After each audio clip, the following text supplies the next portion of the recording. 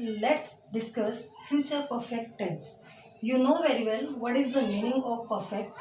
Perfect means completeness. It means that what is the meaning of future perfect tense?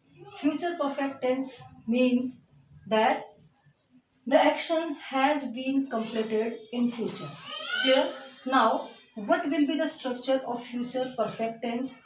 In future perfect tense, you always use subject. First of all, you will use subject. After that, will or shall, then have, and after that, you will use third form of the verb and then object. Now, let's see the example and try to understand. We shall have completed this topic by the end of the lecture.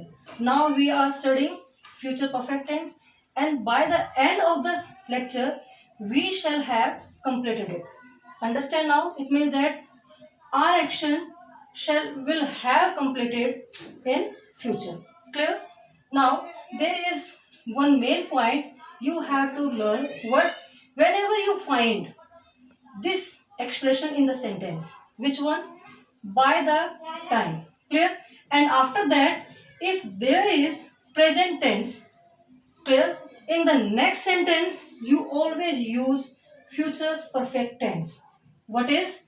When you find this expression by the time in any sentence and after that you will find present tense, you always feel rest of the sentence future perfect tense.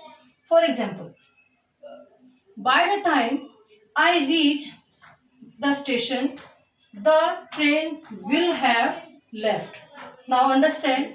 Now you find here by the time, and in one part of the sentence there is present indefinite tense. Clear? And so in the rest of the part of the sentence we feel here future perfect tense. Clear? Understand? Now, any problem you have? If you have, you can call me.